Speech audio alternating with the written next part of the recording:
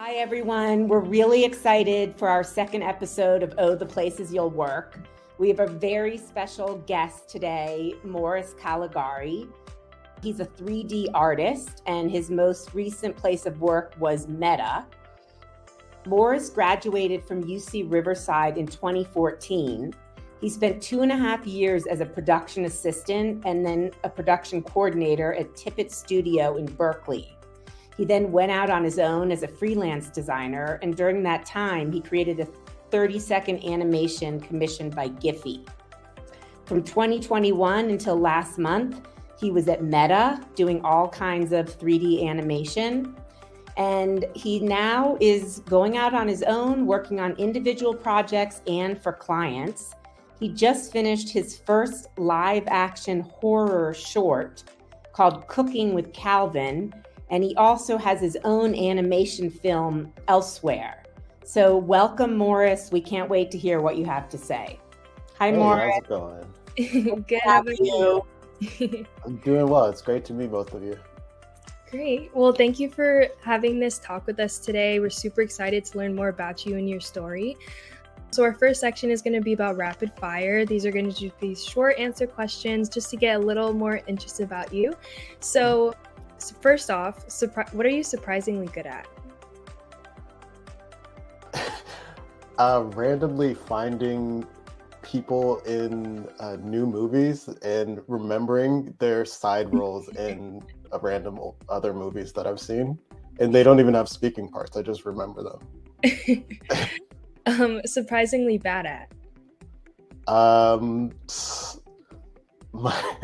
With that being my memory everywhere else. Very bad.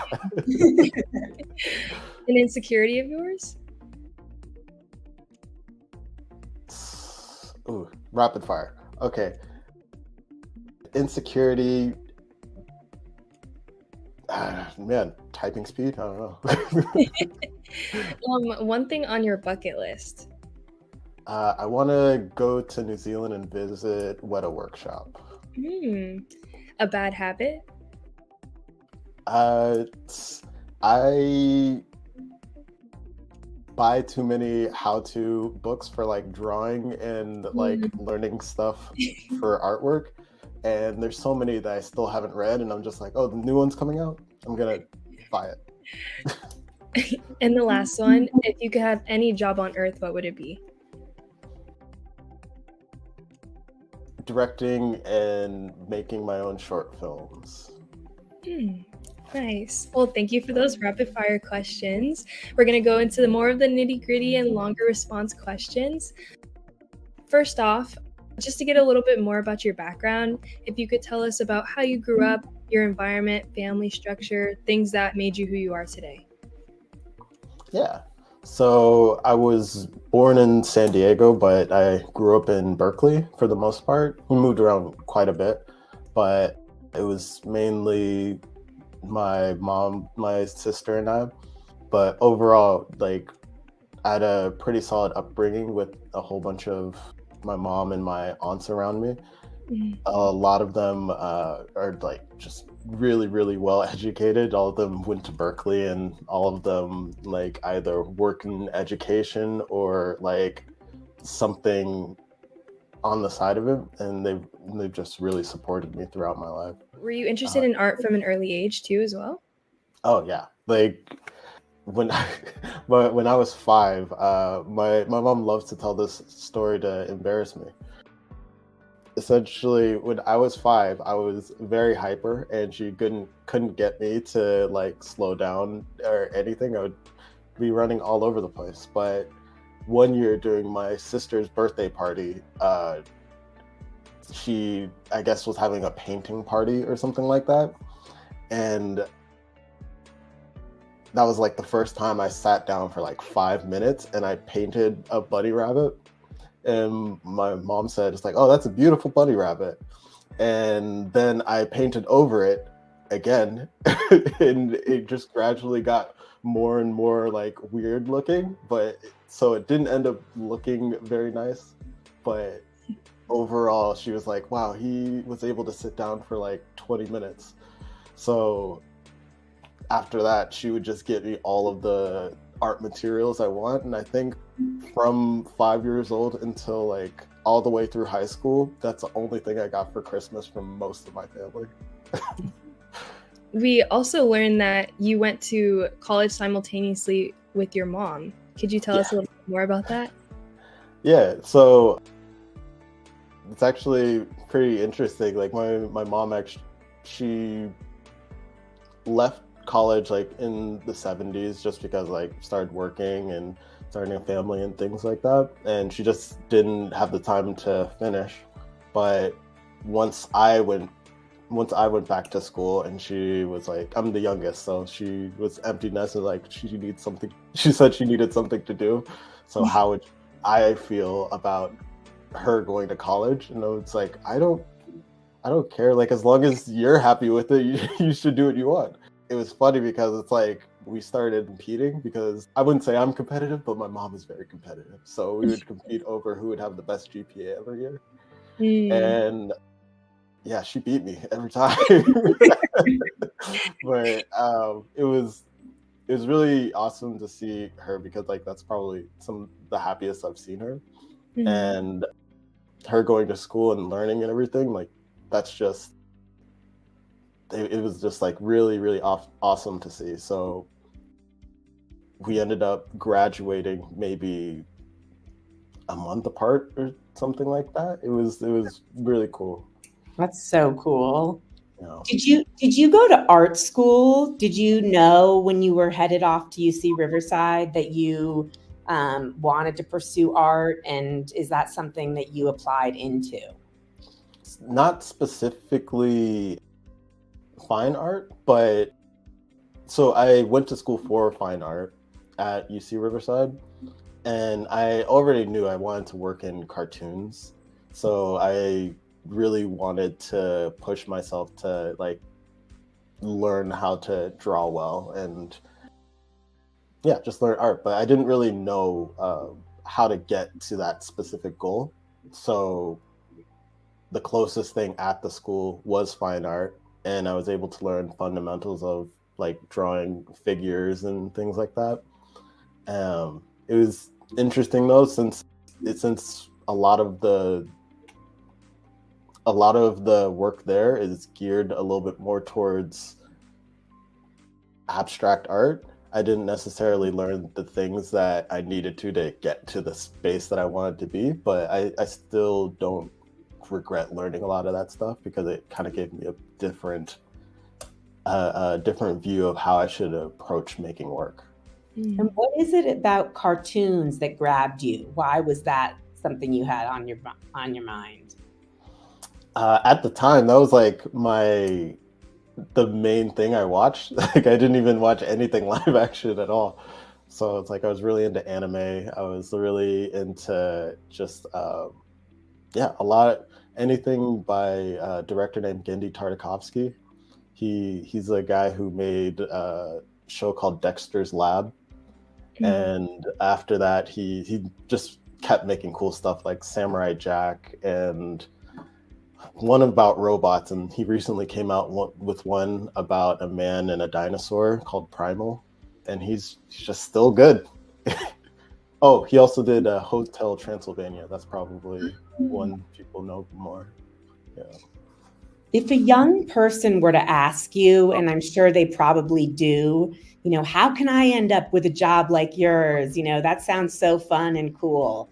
What are some key steps to take that you'd tell them? Someone who's in college or just out of college and this is their interest.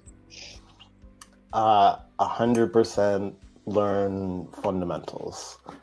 So learning how to build volume and learning how to make shapes if you want to go into 2D, learning how to build shapes and knowing how to represent something 3D on a 2D surface and how to spin that around in any direction that you want. I would say like that's probably like the most crucial skill. And if you're trying to learn like how to do backgrounds, like the stuff that I do, just building a really good visual library. So like if you can't travel to places, looking at images of different, like, what does architecture in Malaysia look like, or some different country that you're unfamiliar with, and try and draw things that are just in different areas so you can make things that are a little bit more unique. And if you're doing characters, then you need to learn anatomy. Like, those would be all the fundamentals that you would need to, no matter how technology changes, those things are pretty necessary to keep yourself afloat. Well, speaking about fundamentals, and I know you mentioned earlier that art was a big impact on you from an early age, and that's where you found your passion stemming from. How do you keep that imagination and creativity alive today, like in your daily life, in your work life, your personal life? How do you keep it alive? I think it's really tough to keep the passion alive sometimes, because like one of the things that makes, after working in this, I realize it's like, okay, once your hobby becomes your job, it's like any other job, and it's very difficult, and you get consistent feedback. And sometimes it takes the passion out of what your hobby used to be and what you liked spending night and day doing. But with that being said, there's always outlets to really grab that passion again. And that's why I always like work on personal projects, because it's like, I know when it's like, I don't need to do 100 revisions of this. It's like, I know how it's supposed to look, so I'm just going to make this thing, or I'm going to tell this story. And that's, funny enough, it's like my personal work is the thing that has gotten me new jobs over any of the work that I've done in work.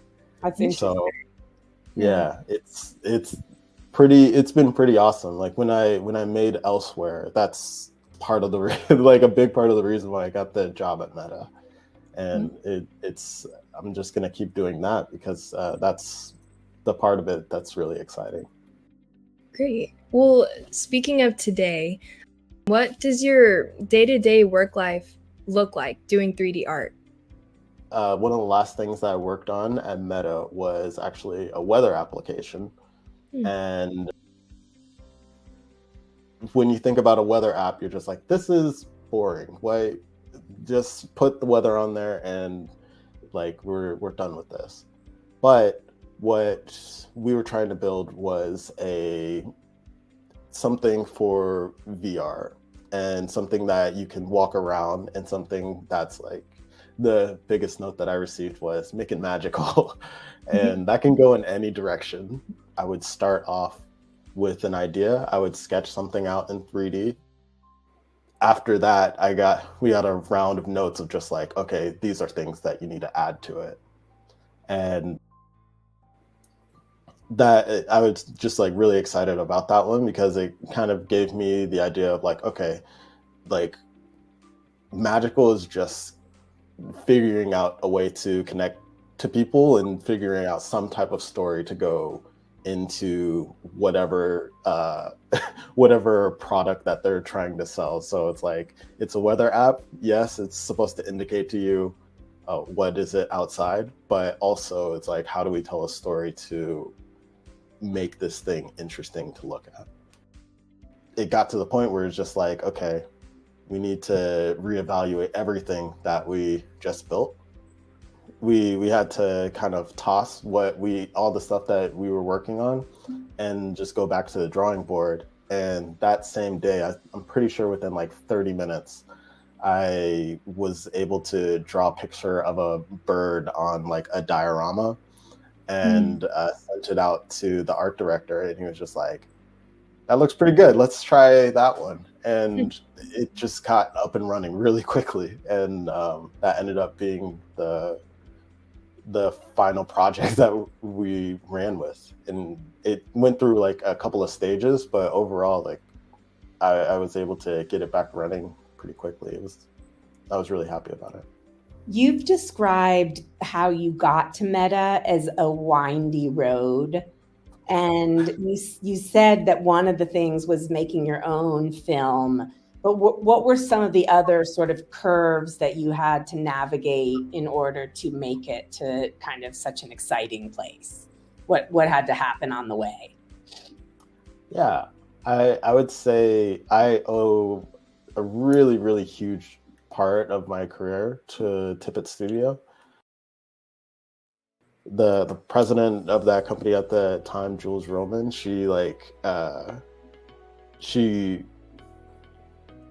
I before I even worked there, she chatted with me because she was like part of the board of a scholarship that I was part of in college, and we ended up keeping in contact. And at the time, I didn't want to work in 3D at all, but I was just told to like just give it a chance. She ended up offering me a job as a PA, production assistant at Tippett, and I just didn't know how to do anything in 3D. So it's like it was super scary, and most of the job was like putting up, like literally pinning cuts of paper in a wall that had like all of the shots in whatever film that we're working on, and doing spreadsheets of each shot to show like this is where each shot is on within our pipeline. I had some really, really good managers that believed in me, and I'm still in contact with them today. As we get to the end, I did want to give you a final question. If you could have a superpower related to your career, what would it be, and how would it help you in your work?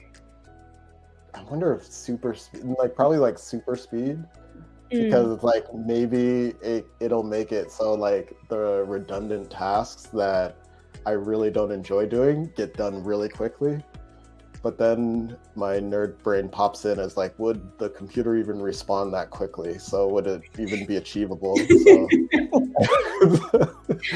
When it's a superpower, you don't have to be practical. That is true. Yeah, that's probably that. I think super speed is a pretty cool power to have, so I'd do that. Oh, definitely. Awesome. This was fantastic conversation. Really, really appreciate you joining us. Yeah, thank you for having me. Yeah, thank you so much for your time. We learned a lot about you. Hopefully I wasn't like too vague on things, because it's like trying to, yeah, okay. I'm glad that you invited me. Thank you. Yeah.